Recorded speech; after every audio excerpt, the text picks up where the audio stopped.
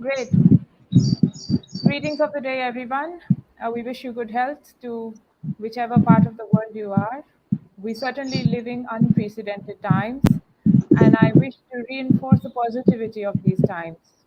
It is for that reason we want to talk about mental health. Today, my guest is Diksha Kamble. She's a passionate mental health practitioner, spiritual activist, energy healer, hypnotherapist. Did I get that word right? Slightly long. And a coach. She's the founder of White Spaces, through which she aims to bring spiritual revolution of conscious creation, spiritual awareness, harmony, and peace. So, Diksha, that's a wonderful introduction line that you shared with us. Why would you not take this opportunity to share your introduction in your own words? Go ahead. Okay.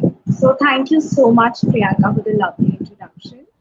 So I think Priyanka has covered most of it. So I am Diksha Kamble. I'm the founder of the White Space, and I work with mental health and using a holistic approach, which is for the overall well-being of an individual as well as for a lot of people collectively, individually, to bring more harmony, peace, and empowerment in their own journey.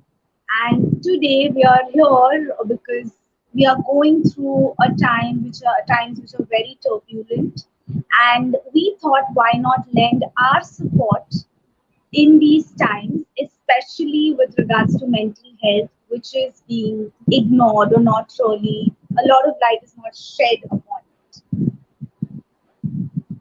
Great. So, the conversation today, while we do intend to build on this conversation, today we are starting around a more generic space. A generic space which, at least in my social view, has not been adequately addressed. And the generic space around COVID, while it is extremely popular, it is the mental health around COVID and related matters which deserve our attention as well. So today, me and Diksha want to explore the space where we can talk about how COVID is affecting mental health. So my first question to you, Diksha, is what is a psychological impact for the general populace with regards to COVID? Okay. So, as you can see, because of COVID, all of us are in a space of isolation. We need to be locked down in our houses. We are not able to have our social needs met completely, like how we could go out before, and especially for individuals who are extroverts and who get their energy or recharge their psychic batteries through interaction with people. That is not happening. One. Two, as Zahara has correctly mentioned, that there's a lot of loneliness which is prevailing because of that.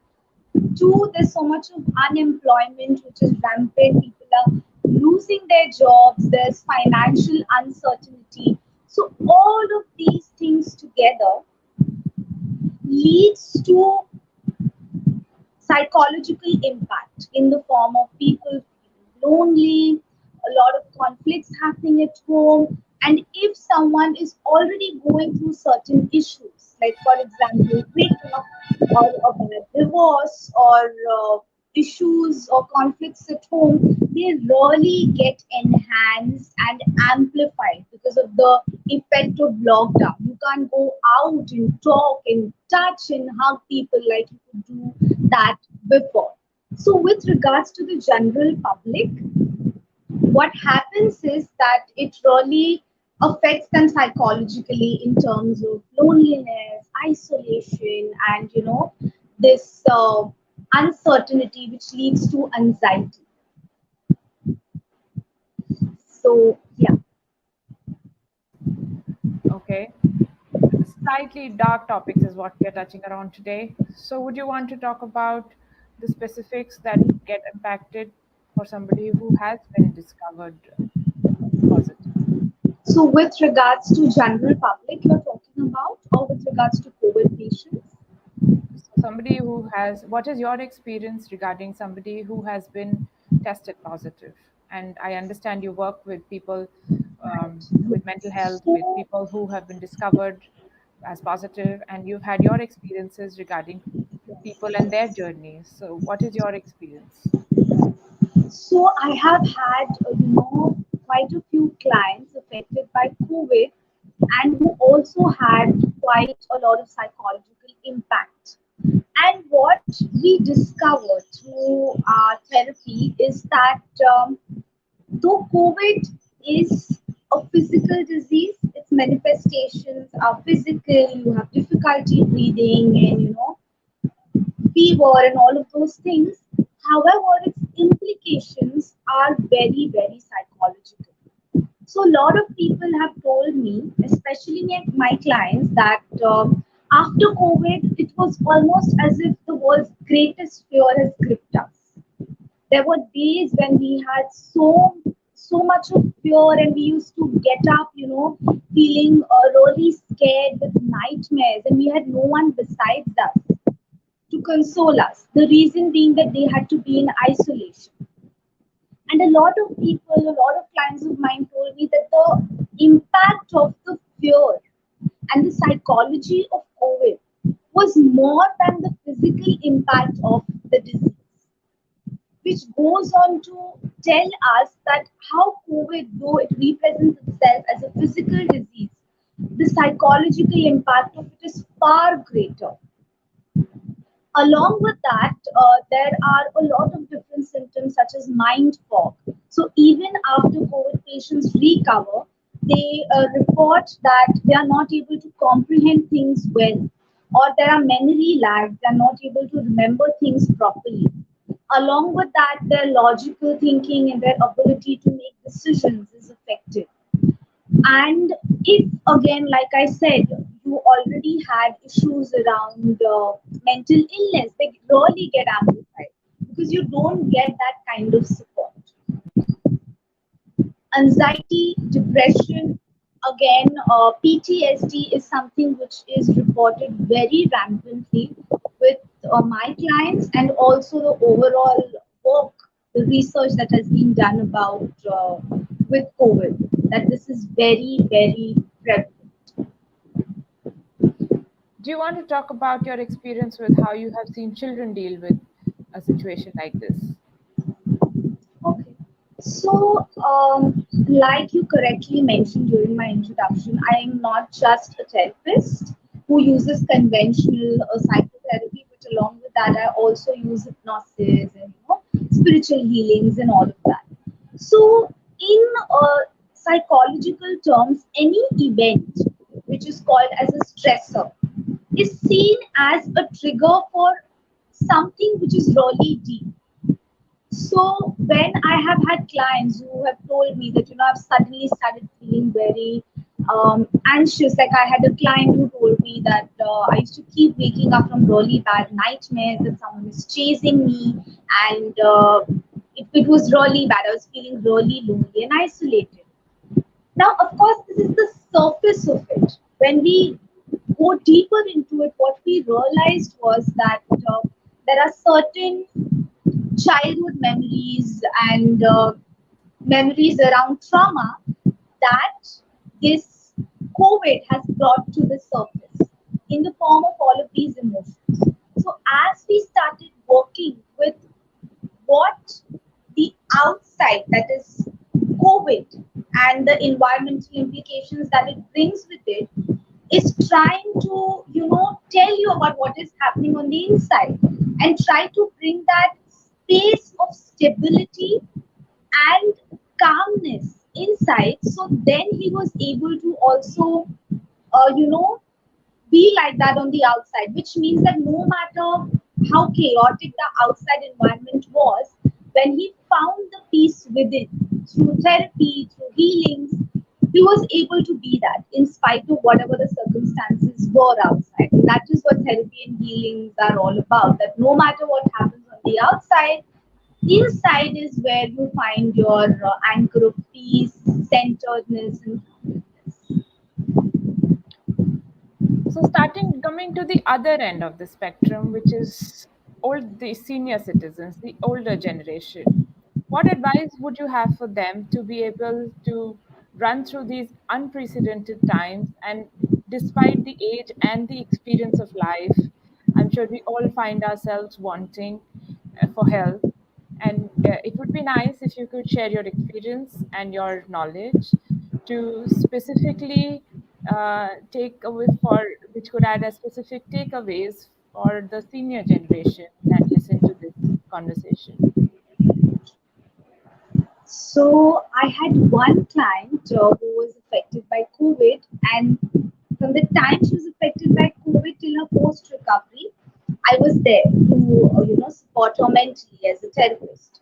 So what happens with older generation is that mentally they become like a child, and they are really dependent, just like a child is. So, this message that I'm giving, this advice, is more for the caretakers of the geriatric population than for older people themselves. So one thing that I would like to mention is just like how children get very cranky and they might, throw tantrums. In the same way, this is what is observed with older people, especially who are affected by COVID. So if they already have issues around anger, that is what would get amplified. Or if they have issues around anxiety, that is what would get amplified. And because their mobility is really affected, and with certain patients, older or population, even their ability to talk is really affected. So caregivers really need to make an effort to make them feel comfortable. So one of the psychological needs that is affected by COVID is, your social needs, the need to feel a part of a community. So one thing that can be done is we have online video calls which can be done. So probably letting them connect with the people of their generation through video calls, it really helps. I mean, I know it looks like a very simple solution, but trust me, it really helps. And though we feel that I'll just be with my parents, or there are grandkids and they'll feel better. However, they need someone from their generation to really understand and kind of be able to empathize with each other's pain and feel supported. So that is one thing. Second thing is you can help them become part of communities which are especially there for the older generation, which are also now happening online, which would really help them. So I have had clients who were, from the older population and already had anxiety and all of those things, but just being a part of a community, even online, even virtually, really helped them a lot because they felt like they're a part of something bigger which helps them to serve the community as well. So that is second thing. Third thing, that because we are in our houses, so our mobility is really restricted now. And exercise is something, or movement is something that all of us are not doing. This is especially important for the older generation, not only in terms of because you just need to walk and have some movement, but it has two benefits. One, older population already has their skeletal structure which is weak, and it needs exercise in order to remain strong. And two, movement has shown to really help with stress and anything else which is related to stress, anxiety, depression, all of those things. So walking has been scientifically proven, or movement has been scientifically proven to really reduce the implication of stress. So that is the fourth thing that I would talk about, that movement, exercise, and checking on their fluid intake. Because again, water, we are 70% of our bodies are made up of water, and water really helps all our cells to function well, and also to release some chemicals in our bodies that help us you know help us feel calmer and happier. So these are the things that I would mention. One is virtual, being a part of virtual community, really helping them having one-on-one conversations with people from their generation. Second is movement of any form, and fourth would be checking on their fluid intake, having being hydrated. So, in your experience, do you feel that this lack of mobility ends up being a core to how things are deteriorating faster in the current times? Is that something that you would say yes to? So, mobility, as much as mental health is about the mind, however, our mind and bodies are connected to each other. So often in my practice, and I'm sure a lot of therapists must have seen this, fear or anxiety is often represented in the body. So when you're very anxious, your palms get sweaty, your heart starts beating faster, or like we say that I have this sinking feeling in my heart, or there's this weight of responsibility on my shoulder. So mind and body is really connected. So that's why when we don't move, so the energy of an emotion gets stuck in your body and it has no way to be released out.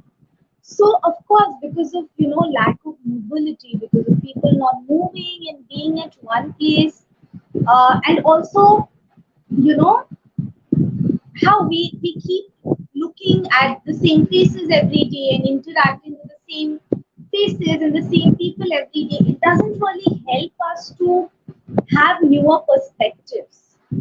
So mobility also in terms of those things. That one, of course, that physically we are not moving, so the energy of the emotions they are not getting a release.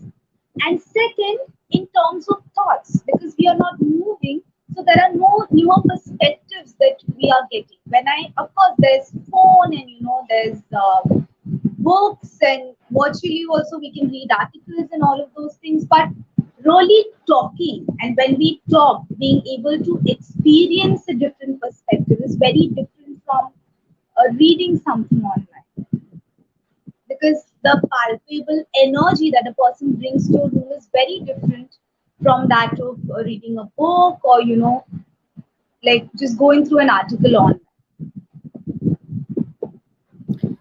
So we've tried to cover the basics today. We've tried to cover general population. We've tried to talk specifically about children and senior citizens. And Diksha, to me, you, my last question would be, of course, there is grief and loss, which I would probably want to take up another conversation with.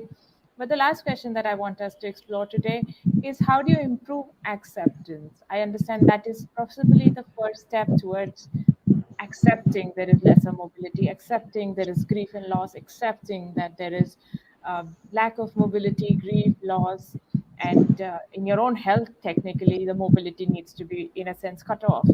So there is acceptance of a lot more than what we would have imagined for ourselves in other situations.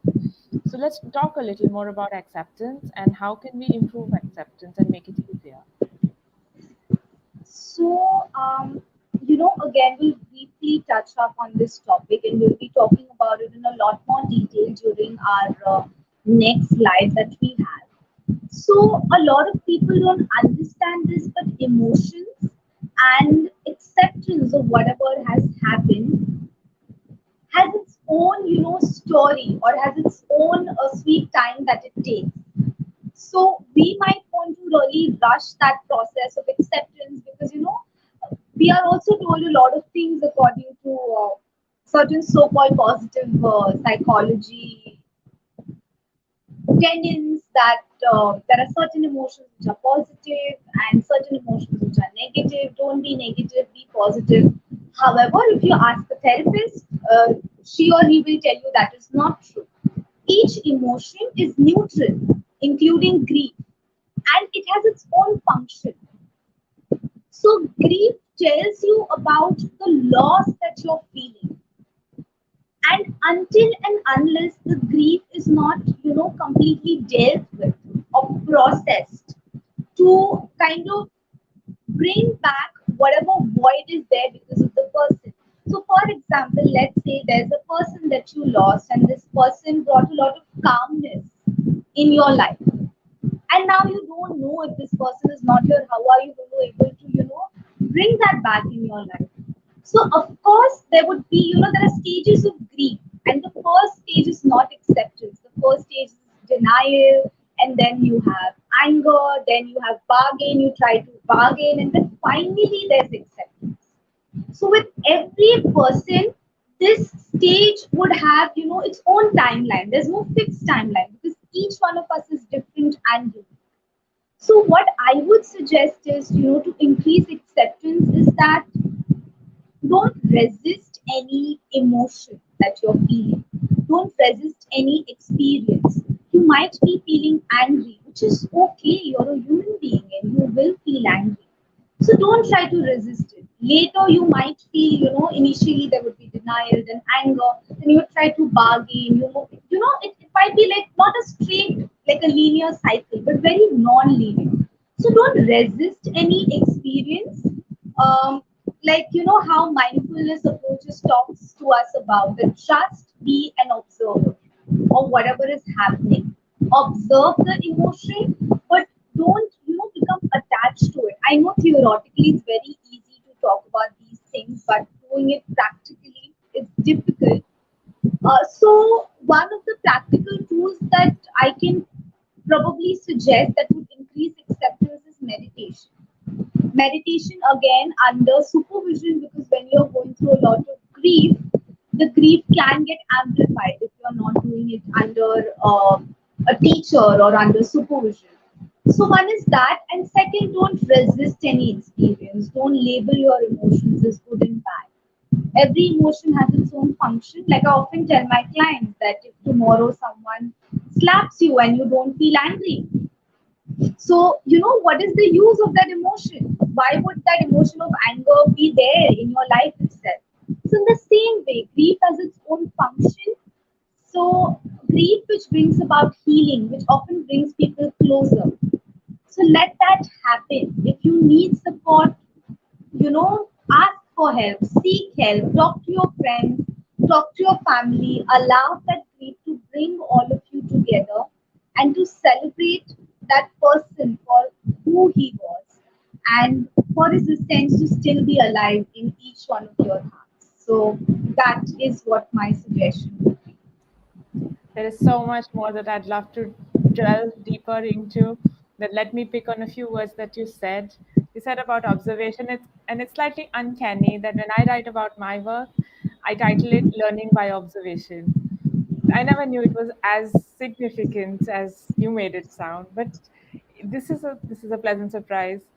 And in terms of celebrating life, I want to take a moment and celebrate the lives of some very special people who have associated themselves with the circle of legends and uh, have been on the sad receiving end of COVID. We discussed that in a conversation some days back. But that said, for those who continue, let's support those lives and let's try and bring some more smiles. Diksha, we'd love to connect one more time and many more times after that. I have some ideas that we could talk about. And slowly, as we build on these conversations, I'm hoping that a lot of people will be able to take those little snippets away and maybe live a life more fulfilled and a little less upsetting. Thank you for your time. It's been very kind of you to share your experiences with us. Thank Thank you you for so much, joining us Priyanka. today. It was lovely to be here. Appreciate your time. Thank you so much.